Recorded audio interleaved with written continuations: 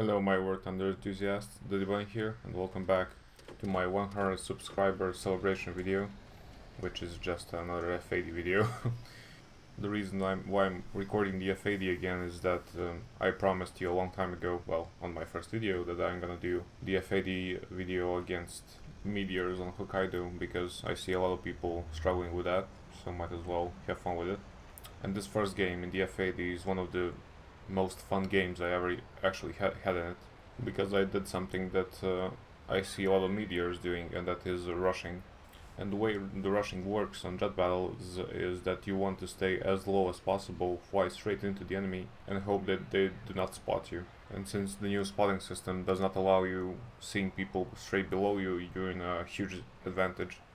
Which means that you will be easily picking off people that are climbing, or that are AFK climbing, or just flying in a straight line with no problem.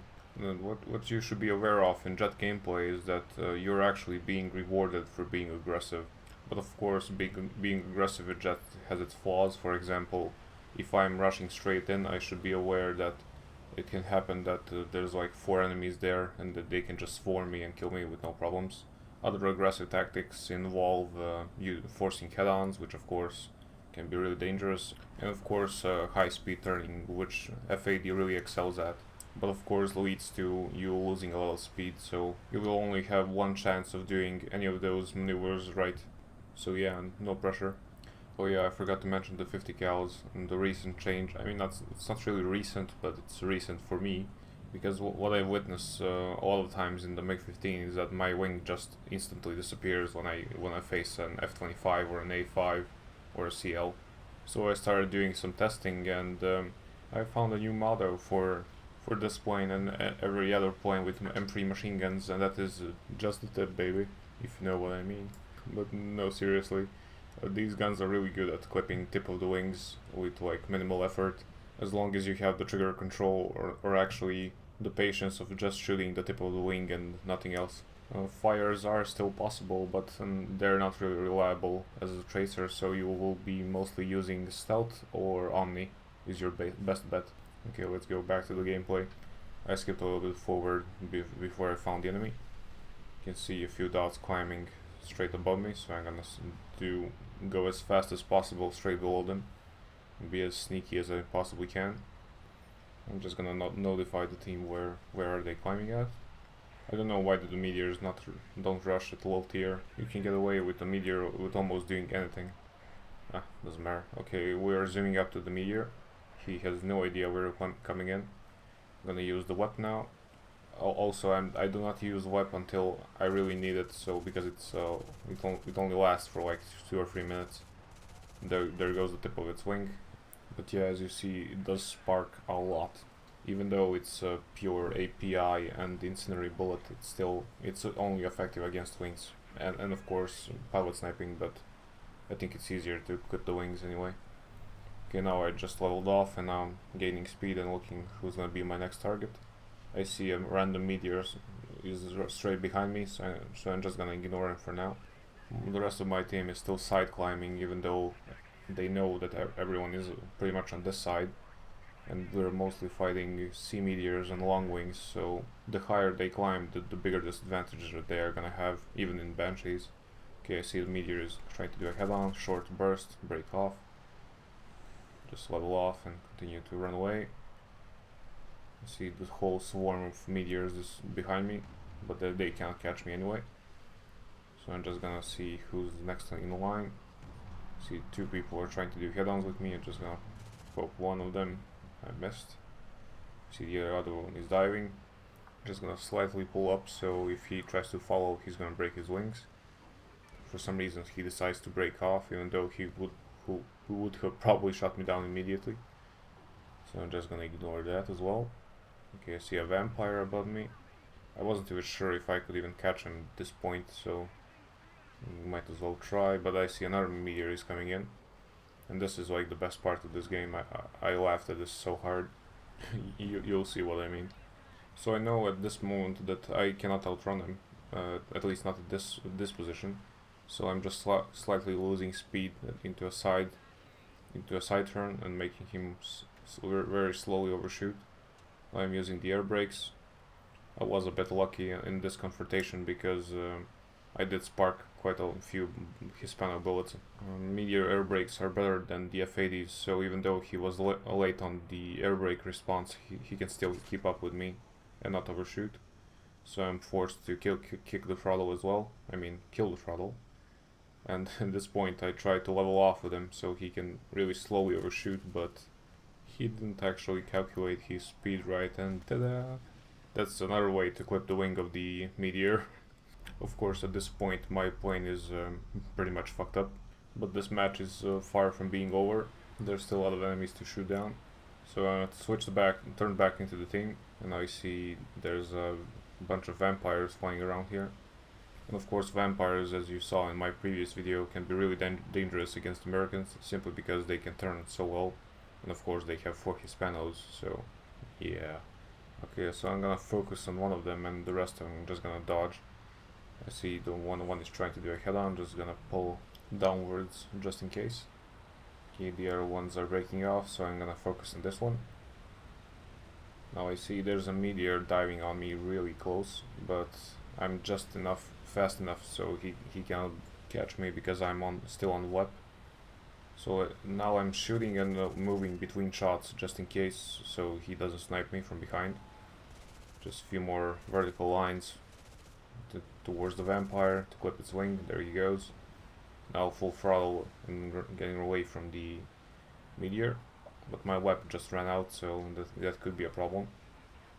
But fortunately the meteor didn't have patience to chase me, so he started to climb, which is good for me because now I will have enough distance to zoom up and come back right into him, because I know my plane is too damaged to actually fight, so I'm just gonna force as many head-ons as I possibly can to help the team.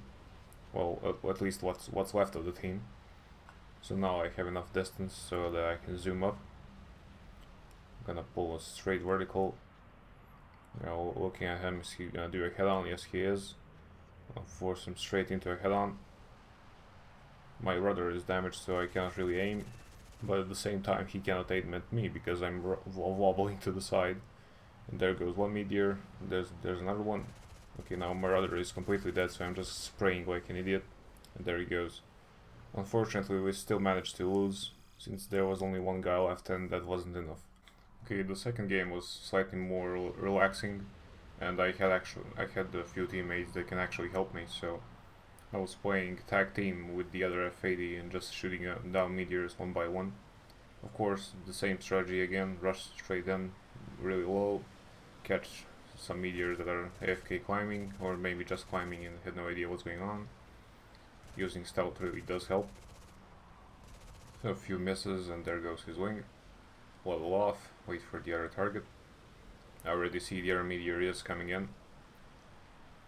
So I'm gonna pull downwards to get some speed from gravity.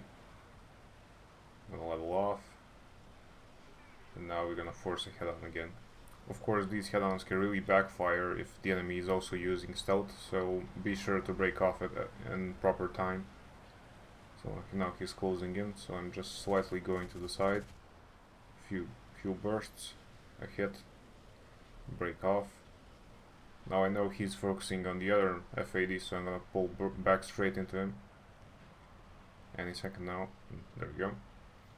And now the point of this dogfight is not to let the meteor to focus down on someone. So every time he tries to engage me, the other F80 is gonna engage him, and so on. If he engages the other F80, I'll turn back into him. So even though he can out-turn us, he cannot engage any of us. So he tries to shoot me, I pull down. The other F80 is now on him, and now I see that he is fighting him, so I'm pulling back into him. He goes up, I'm not gonna follow that. I see he's still focused on the other F80, so pulling back in. Being careful about his guns. He does have a sight on me. Now he's pulling away, so I'm pulling back in. You can use combat flaps to I think to 550 kilometers an hour, maybe even faster. I'm not sure. I don't use them a lot. Just a little bit of WEP to gain speed because the F80 is in danger now. He sees me, so he's breaking off. Just a few sparks on him. Doesn't matter, break off to the side. Now I'm just looking if he's gonna turn back into me. If he did, he would probably have a shot on me. I don't know why he didn't. Oh, because he was doing a head-on with the other P80, who of course died. So now he's low on speed and he's probably even more damaged, so I'm just gonna finish him off. Of course aiming for the tip of the wing. And there we go. After this point I was more of a support than an actual fighter. So since the vampire can be really a sneaky enemy, so I'm just not gonna let the vampire do a head-on with me, not as close range.